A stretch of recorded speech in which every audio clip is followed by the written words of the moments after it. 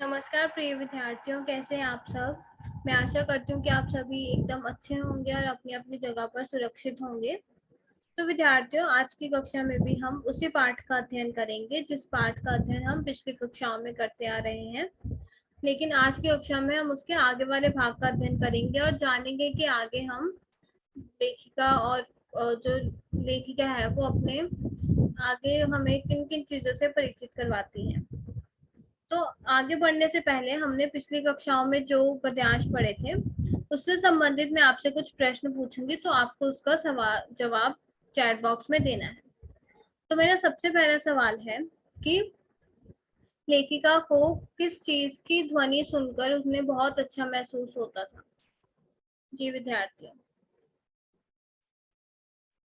बहुत अच्छे। तो लेखिका को जो चर्च की घंटियां थी उन्हें सुनकर, उनकी आवाज सुनकर लेखिका को बहुत अच्छा महसूस होता था और लेखिका को लगता था कि अब जैसे कि उनके मतलब उन्हें ऐसा लगता था कि प्रभु जो यीशु हैं वो स्वयं उनसे कुछ कहना चाहते हैं और लेखिका को सारी टेंशन भूल जाती थी और वो उन्हें बहुत ही शांति प्रदान करती थी जो घंटियों की आवाज होती थी।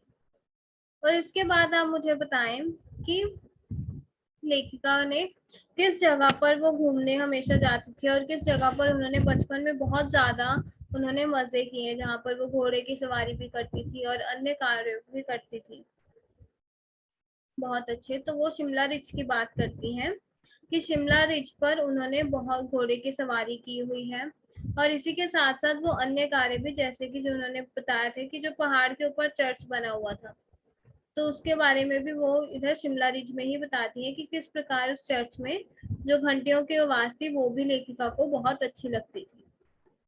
तो आज की कक्षा में भी हम आपको आगे वाले जो इनकी कहानी है और इनका जो संस्मरण इन्होंने लिखा है उसके आगे वाले भाग का अध्ययन करेंगे। तो इस आज के अक्षर में भी हम जो हमारे पाठ का नाम है बचपन, उसके बारे में ही आगे वाले भाग को पढ़ेंगे और इसकी जो लेखिका है वो है कृष्णा सोबती जी। और अब हम देखेंगे कि आगे लेखिका क्या क्या बताती है, हमें बचपन के किन घटनाओं से परिचित करवाती हैं और वो अन्य चीजों के बारे में और कौन कौन सी जानकारी हमें प्रदान करती हैं। तो चलिए अब हम आगे बढ़ते हैं। तो सबसे पहले मैं इस गद्यांश का अध्ययन करूंगी और आप सभी विद्यार्थी से ध्यानपूर्वक सुनिएगा और साथ साथ में पढ़िएगा। ठीक है, तो मैं इसे पढ़ना शुरू करती हूँ। पिछली सदी में तेज रफ्तार वाली गाड़ी वही थी। कभी कभी हवाई जहाज भी देखने को मिलते। दिल्ली में जब भी उनकी आवाज आती बच्चे उन्हें देखने बाहर दौड़ते। दिखता एक भारी भरकम पक्षी उड़ा जा रहा है पंख फैलाकर, यह देखो, और वह गायब। उसकी स्पीड ही इतनी तेज लगती। हाँ, गाड़ी के मॉडल वाली दुकान के साथ एक और दुकान भी थी जो मुझे कभी नहीं भूलती। यह वह दुकान थी जहां मेरे पहला चश्मा बना था। वहां आंखों के डॉक्टर अंग्रेज थे। शुरू शुरू में चश्मा लगाना बड़ा अटपटा लगा। छोटे बड़े छोटे बड़े मेरे चेहरे की ओर देखते और कहते, आंखों में कुछ तकलीफ है, इस उम्र में ऐनक, दूध पिया करो। मैं डॉक्टर साहब का कहा दोहरा देती, कुछ देर पहनूंगी तो ऐनक उतर जाएगी। तो विद्यार्थी, ये था हमारा पहला गद्यांश। तो जैसे कि आप सबने भी अब पढ़ा होगा साथ साथ में, तो आपको अवश्य ही कुछ कठिन शब्द नजर आए होंगे और कुछ नए शब्द नजर आए होंगे जिनका अर्थ आप नहीं जानते। तो यहाँ पर सबसे पहले मैं आपको बता देती हूँ कि जो नए शब्द इसमें आए, जैसे अटपटा, तो उसका अर्थ होता है विचित्र, जैसे कि बहुत ही अलग चीज जो होती है उसे हम अटपटा कहते हैं। फिर है तकलीफ। तो तकलीफ का अर्थ आप सब जानते हैं, जैसे कि दुख और कष्ट को भी हम तकलीफ कहते हैं। तो अब आप मुझे बताएं कि यहाँ पर लेखिका क्या बताना चाहती है, कि वो किस बारे में हमें यहाँ पर बता रही है। जी विद्यार्थी, जी बहुत अच्छे। तो यहाँ पर वो हमें बताती है कि जब वो दिल्ली में थी तो उन्हें कौन कौन सी चीजें अच्छी लगती थी पहले, और वो उसी के साथ साथ बताती है कि जो उनका चश्मा लगा था कि वो कैसे लगा था और उसके पीछे क्या कारण था। तो अब वो बताती है कि पिछली सदी में जो तेज रफ्तार वाली गाड़ी थी वो भी वहां पर मिलती थी और वो कहती है कि वहां पर दिल्ली से हवाई जहाज भी गुजरता था। और वो कहती है कि ये हवाई जहाज इतना ज्यादा तेज गुजरता था कि आँख वो झपकती थी और उसी समय वो चला जाता था। और वो कहती है कि हमें भी बचपन में बहुत ऐसे शौक होता था कि जब छत से ऐसे हवाई जहाज गुजरता था तो हम सभी बच्चे बाहर उसे देखने के लिए भागते थे कि वो कैसा नजर आता है और उसमें मतलब वो दिखने में कैसा होगा, तो हमें बहुत ज्यादा उत्सुकता रहती थी। तो हम भी लेखिका की तरह ऐसे ही करते थे कि हम जब भी हवाई जहाज आता था तो हम बाहर की तरफ भाग जाते थे। और वो कहती हैं कि वो भी ऐसा ही करती थी और उनके बचपन के जो बाकी उनके साथी थे वो सब मिलकर ऐसे ही दौड़ते थे जब कभी भी उन्हें हवाई जहाज की आवाज आती थी। और वो कहते हैं कि उसके बाद उस गाड़ी के मॉडल वाली दुकान के साथ एक ऐसी दुकान थी जिसे वो कभी भी नहीं भूलती थी। और वो दुकान किसकी थी? वो दुकान आंखों के डॉक्टर की दुकान थी जो कि एक अंग्रेज था।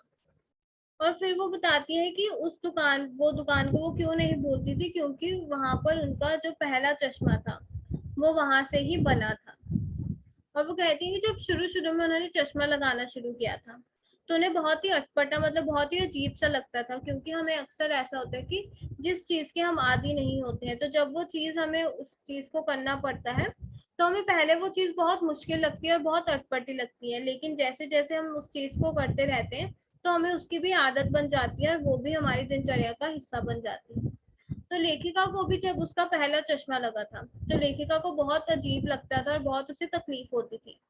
और लेखिका बताती है कि उसके चेहरे पर जो मतलब जब उसके चश्मा लगा था पहला चश्मा, तो बड़े से लेकर छोटा जो भी बच्चा था वो उसके चेहरे को देखकर ऐसा बोलता था कि इस उम्र में भी तुम्हें चश्मा लग गया, मतलब आंखों में कुछ तकलीफ है। और वो ऐसे सलाह देते थे कि तुम्हें दूध पिया करो, दूध ज्यादा से ज्यादा पिया करो, वो सेहत के लिए अच्छा होता है और उससे तुम्हारी जो आंखों की देखने की शक्ति है वो भी बढ़ेगी। हम देखते हैं अक्सर जब हमें कोई ना कोई बीमारी लगती है या फिर कुछ भी हमारे साथ होता है स्वास्थ्य से संबंधित, तो लोग अपनी अपनी सलाह देकर जाते हैं कि आपको ऐसे करना चाहिए, आपको ऐसे करना चाहिए। तो इसी प्रकार लेखिका को भी जब ऐनक लगी तो वहां पर लोग उसे कहते थे कि तुम्हें दूध पिया करो, तो अलग अलग चीजें अलग अलग व्यक्ति आकर बोलता था उन्हें। और फिर वो बताती है कि जब उन्हें लोग ऐसा कहते थे कि तुम दूध पिया करो, तो वो अक्सर कह देती थी जो डॉक्टर ने उसे कहा था कि अगर वो लगातार इस चश्मे को लगाएगी तो एक दिन उसका चश्मा उतर जाएगा। तो वो डॉक्टर की कही हुई बात ही आगे दोहरा देती थी। तो ये थी लेखिका की कहानी जब वो उसके पहला चश्मा लगा था। तो अब आप मुझे बताएं कि जैसे लेखिका को जो ऐनक जब पहले उसके लगी थी तो लेखिका को वो बहुत ही अटपटी लगती थी।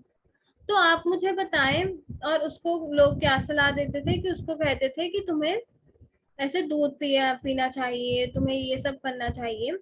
तो आप मुझे बताएं कि आपके जीवन में या फिर आपके घर के आसपास आपने देखा होगा कि जब कभी भी आपके घर में कोई बीमार होता है या फिर कोई स्वास्थ्य से संबंधित आपको कोई समस्या आती है तो आपको लोग कौन कौन सी सलाह देते हैं और आपको लोग अक्सर क्या क्या करने को बोलते हैं, आप मुझे बताएं।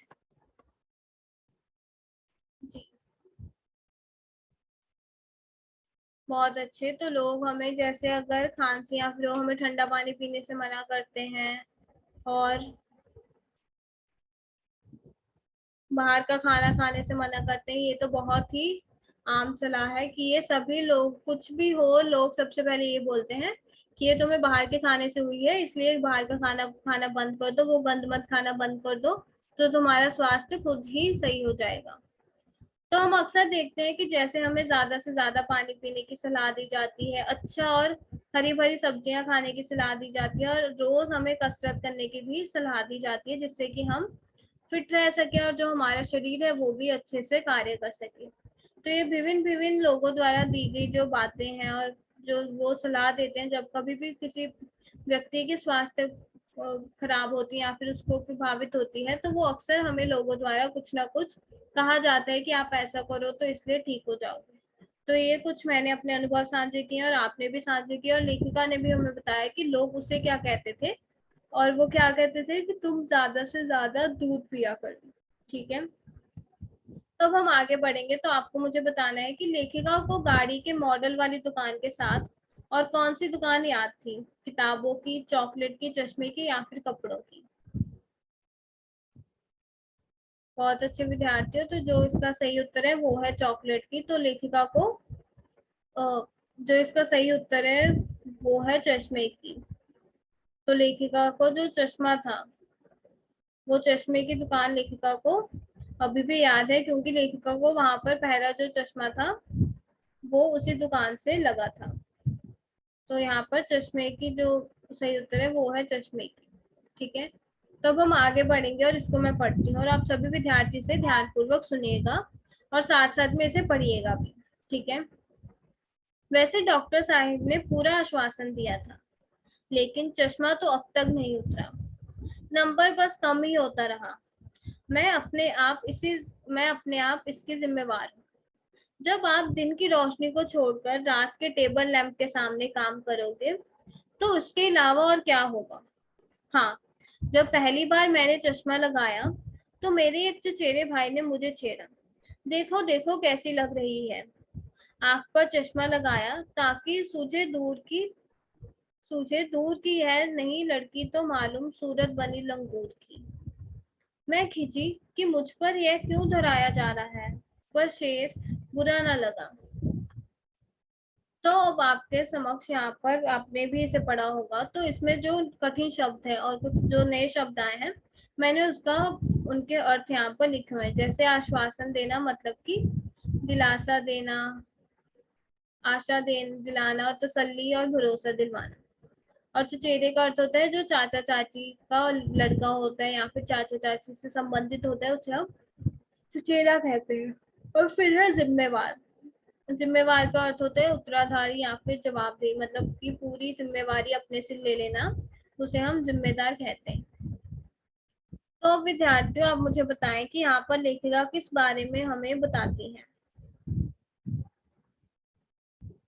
बहुत अच्छे विद्यार्थियों, तो यहाँ पर लेखिका जैसे कि उसने वो डॉक्टर की दुकान के बारे में बताया कि वो डॉक्टर की दुकान उन्हें अब तक याद है क्योंकि वहां से उनका पहला चश्मा बना था।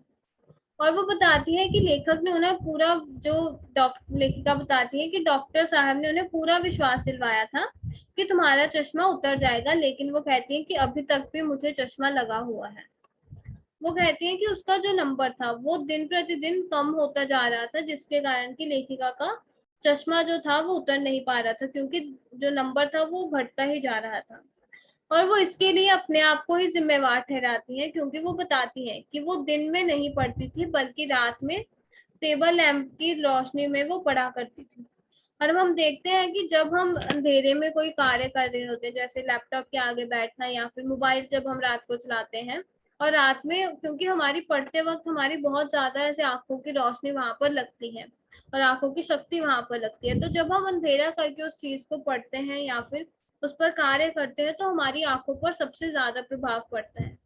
तो इसी प्रकार लेखक लेखिका की भी आंखों पर प्रभाव पड़ा, क्योंकि वो रात के टेबल लैंप में पढ़ा करती थी। और वो कहती है कि जब मैंने पहली बार चश्मा लगाया तो उनके जो चचेरे भाई थे उन्होंने बहुत ज्यादा उनका मजाक उड़ाया। वो कहते थे कि ये सूरत बनी लंगूर की, कि वो उन्हें लंगूर के नाम से छेड़ा करते थे। और फिर वो ये भी बताती है कि वो मतलब उस समय वो गुस्सा हो जाती थी और वहां से चली जाती थी और कहती थी कि ये उन पर ही क्यों दोहराया जा रहा है। और लेकिन वो कहती है कि शेर बुरा ना लगा, मतलब फिर उसके बाद उन्हें बुरा लगना बंद हो गया था, लेकिन पहले वो बहुत ज्यादा गुस्से में रहती थी इस बात को लेकर और वहां से गुस्सा होकर चली जाती थी। तो विद्यार्थियों यहाँ पर हम आगे बढ़ेंगे और देखेंगे कि आपको यहाँ पर क्या करना है, कि आपको जो यहाँ पर नए शब्द दिए हैं आपको उनका वाक्य में प्रयोग करके मुझे दिखाना है। आप अपने उत्तर चैट बॉक्स में लिख सकते हैं। आपको इन शब्दों का वाक्य में प्रयोग करना है। जी विद्यार्थियों, तो आश्वासन से हम जैसे बना सकते हैं कि आश्वासन से कौन सा वाक्य बना सकते हैं कि हमें बुरे समय में लोगों का आश्वासन देना चाहिए। और फिर चचेरे से हम बना सकते हैं कि मेरे चचेरे भाई की शादी है। बहुत अच्छे। और जिम्मेदार का क्या बना सकते हैं? बहुत अच्छे, कि हमें हमेशा एक जिम्मेदार व्यक्ति बनना चाहिए। बहुत बढ़िया। तो इसके अलावा भी मैंने यहाँ पर आपके लिए कुछ वाक्य बनाए हैं, जैसे कि यद्यपि आप अपने बच्चों के आसपास हर समय नहीं रह सकते हैं, लेकिन वह यह आश्वासन चाहते हैं कि आपकी उनमें दिलचस्पी हमेशा बनी रहे। तो ये था आश्वासन से संबंधित वाक्य। और फिर है कि मैं अपनी माँ के चचेरे भाई की लड़की के साथ बचपन से रहती हूँ। तो यह है दूसरा। और तीसरा है कि वह अपने लड़कों को पालने पोसने की जिम्मेदार है। तो यह है जिम्मेदार से वाक्य मैंने बनाया। तो अब हम आगे बढ़ेंगे और यहाँ पर आपके समक्ष एक प्रश्न है कि लेखिका ने जब चश्मा लगाया तो उसके मौसेरे भाई ने उसे बहुत चिढ़ाया। तो ये कथन सत्य है या सत्य? आप कथन को ध्यानपूर्वक पढ़िएगा और फिर इसका जवाब दीजिएगा। तो बहुत अच्छे। तो ये जो कथन है वो है सत्य। और क्यों असत्य है? बहुत अच्छे, क्योंकि यहाँ पर मौसेरे भाई की जगह चचेरे भाई आना था। ठीक है, तब हम आगे बढ़ेंगे और ये हमारी आज की कक्षा का आखिरी गद्यांश। तो अब मैं इसे पढ़ती हूँ। जब वे चाय पीकर चले गए तो मैं अपने कमरे में जाकर आईने के सामने खड़ी हो गई। कई बार अपने को देखा, ऐनक उतारी, फिर पहनी, फिर उतारी, देखती रही। सूरत बनी लंगूर की। नहीं नहीं नहीं, हाँ हाँ हाँ, तब की बात थी। अब तो चेहरे के साथ घुल मिल गया है चश्मा। जब कभी उतरा हुआ होता है तो चेहरा खाली खाली लगने लगता है। याद आ गया वह टोपा, काली फ्रेम का चश्मा और लंगूर की सूरत। हाँ, इन दिनों शिमला में मैं सिर पर टोपी लगाना पसंद करती हूँ। मैंने कई रंगों की जमा कर ली है, कहाँ दुपट्टे का ओढ़ना और कहाँ सहज सहल और सुभीते वाली हिमाचली टोपियां। तो अब यहाँ पर आपने इस गद्यांश को पढ़ा होगा और यहाँ पर कुछ ऐसे शब्द हैं जो कि आपके लिए नए शब्द हैं और कठिन शब्द लग रहे होंगे। तो उनके अर्थ मैंने यहाँ पर लिखे हैं। जैसे सहज का अर्थ होता है सरल और सुगम, और सुभिता का अर्थ होता है आसानी से। तो अब यहाँ पर आप मुझे बताएं कि लेखिका किस विषय में बता रही है हमें। बहुत अच्छे। तो लेखिका बहुत अच्छे विद्यार्थियों की, जैसे कि आप सबने बताया, तो लेखिका हमें यहाँ पर बताती है कि जब उनके चचेरे भाई घर से चले गए तो वो कमरे में चली गई और वो शीशे के सामने जाकर खड़ी हो गई और वो कहती कि कभी वो चश्मा लगा कर देखती और कभी उतार कर देखती। और फिर वो कहती कि मेरी शक्ल शायद सच में लंगूर जैसी लगती है, लेकिन वो कहती है कि ऐसा नहीं है। और फिर लेखिका बताती है कि इस समय, जिस समय वो कहानी लिख रही है, कि उस समय उनके चेहरे के साथ जो चश्मा है वो घुल मिल गया है, मतलब वो उनके चेहरे का ही एक अंग बन गया है, क्योंकि वो सदैव उनके चेहरे पर लगा रहता है। और फिर वो कहती है कि जब कभी वो उतारती हैं उस चश्मे को तो उनका चेहरा उन्हें खाली खाली सा लगना लगता है। और इसी के साथ साथ जो उन्हें टोपी है, जो हिमाचली टोपियां वो आजकल पहनती हैं, क्योंकि वो कहती हैं कि उन्हें हिमाचली टोपियां पहनना बहुत ज्यादा पसंद है, तो इसलिए उन्होंने कई रंगों की टोपियों को जमा करके रखा है। तो वो कहती हैं कि दुपट्टे को सिर पर ओढ़ने के बजाय बहुत आसान होता है कि आप सिर पर एक हिमाचली टोपी रख लो और दुपट्टे की जगह उसको पहन लो, तो आपका जो कार्य है वो बहुत ही आसानी से हो जाता है। तो लेखिका भी अब हिमाचली टोपियां, जो शिमला की जो टोपियां हैं वो सिर पे पहनती हैं और दुपट्टे को नहीं ओढ़ती हैं। तो यहाँ पर लेखिका ने अपने अनुभवों के बारे में बताया है कि पहले चचेरे भाई के जाने के बाद वो क्या करती थी और किस प्रकार से अब वो हिमाचल शिमला की जो टोपियां हैं उन्हें पहनना शुरू कर दिया है उन्होंने। तो अब आप मुझे बताएं कि जैसे लेखिका को पहले जो उनका चश्मा था वो बहुत ही अटपटा लगता था, लेकिन बाद में वो जो चश्मा है वो उनका अंग बन गया था। तो आप मुझे बताएं कि आपको ऐसी कौन सी चीजें हैं जो पहले आपको बहुत अटपटी और मुश्किल लगती थी, लेकिन समय के साथ साथ आपको वो अब आसान लगने लग पड़ी है और आपकी जो वो जीवन है उसी का ही अंश बन गई है। जी विद्यार्थी, बहुत अच्छे। तो जैसे कि हम कह सकते हैं जो गणित है, बहुत से विद्यार्थियों ने लिखा है कि गणित, हमें गणित अक्सर पहले बहुत मुश्किल लगता है, लेकिन जैसे जैसे हम उसकी प्रैक्टिस करते रहते हैं और जैसे जैसे हम उसके सवालों को निकालते रहते हैं तो हमें गणित भी आसान लगने लगता है। और मैं अपना अनुभव साझा करती हूँ, तो जो मेरी स्कूल की जो पोशाक थी, वो बीच में जब हम स्कूल में, जैसे मैं 8वीं या 9वीं कक्षा में होंगी, तो तब वो मेरी स्कूल की पोशाक उन्होंने बदल दी थी और जो वो पोशाक थी वो मुझे बिल्कुल पसंद नहीं थी। तो पहले पहले मुझे उस पोशाक को पहनकर इतनी शर्म आती थी, क्योंकि मुझे वो ऐसा लगता था कि जैसे वो बहुत ही बेकार किस्म की पोशाक है। तो मुझे पहले वो बहुत ही अटपटी लगती थी, लेकिन समय के साथ साथ जब मैं उसे पहनती रही तो मुझे उसकी भी आदत हो गई। तो इसी प्रकार से लेखिका ने भी जैसे बताया है कि उसे चश्मा पहले अटपटा लगता था, लेकिन अंत में आकर उसे उसकी आदत हो गई थी और उसके बगैर उसे अपना जो चेहरा है वो खाली खाली सा लगता था। तो इसी प्रकार से हमारे जीवन में भी ऐसे बहुत सारी चीजें होती हैं जो हमें पहले अटपटी और मुश्किल लगती हैं, लेकिन समय के साथ साथ हम उसमें जैसे जैसे हम आगे बढ़ते हैं तो हमें वो चीजें आसान लगनी शुरू हो जाती हैं और हमारी जीवन का ही हिस्सा बन जाती हैं। तब हम आगे बढ़ेंगे। तो विद्यार्थियों, अब आपको, तो आज की कक्षा में हमने जो देखा कि वो हमने ये देखा कि किस प्रकार से जो हमारी पाठ है बचपन, और उसकी जो लेखिका है जिनका नाम है कृष्णा सोबती जी, उनके जो हमने जीवन से संबंधित जो मुख्य बचपन से संबंधित मुख्य अंश है उसके बारे में पढ़ा, और उन्होंने अपने चश्मे से संबंधित, डॉक्टर की दुकान से संबंधित, और भी अंत में आकर अपने चश्मे के प्रति और जो उनका पहनावा है उसके बारे में उन्होंने बताया। तो अब आपको क्या करना है, आपको यहाँ पर उन चीजों को चुनना है जिनके बारे में हमने अध्ययन नहीं किया और लेखिका ने हमें बचपन से संबंधित उसके बारे में कोई बात नहीं बताई है। तो आप एक एक करके मुझे बताएं कि इसके बारे में बताई है बात या नहीं बताई। तो यह है पहला, खेलना।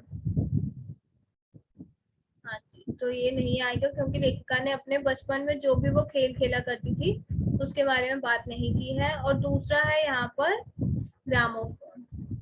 तो जी हाँ, इसके बारे में लेखिका ने बताया है कि ग्रामोफोन, तब वहां पर सभी के घर में ग्रामोफोन होते थे। और तीसरा है ऐनक। जी, तो लेखिका ने इसके बारे में बताया है कि कहाँ उन्हें पहली ऐनक कैसे लगी थी और उनको ऐनक लगाने के बाद कैसा महसूस होता था। और फिर चौथा है ऑलिव ऑयल। बहुत अच्छे, तो इसके बारे में भी लेखिका ने हमें बताया हुआ है और हमने पिछली कक्षाओं में पढ़ा है। और फिर है ये पांचवी तस्वीर है, किससे संबंधित? जी, उनके कुत्ते से संबंधित या फिर जानवर से संबंधित जो उन्होंने रखे हैं, तो इसके बारे में भी हमें नहीं बताया गया है। और अंतिम है हिमाचली टोपियां, जैसे कि आप सबने बताया कि उसमें उसके बारे में हमें बताया गया है।